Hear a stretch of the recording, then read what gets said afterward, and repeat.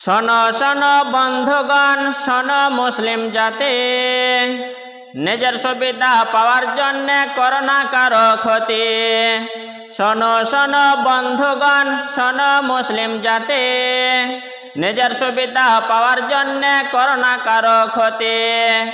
পারলে তুমি অন্য ভাইয়ের উপকার একটু করো, মৃত্যুর সময় তুমি যেন হাসতে হাসতে মরো।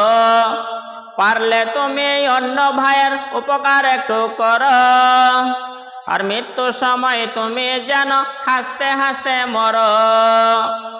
যে কথাটি বললাম আমি মনে রেখে নাও, হাসরে মাঠে যেন তুমি ডান হাতে আমলনামা পাও। যে কথাটি বললাম আমি মনে রেখে দাও, হাসরের মাঠে তুমি যেন ডান হাতে আমলনামা পাও।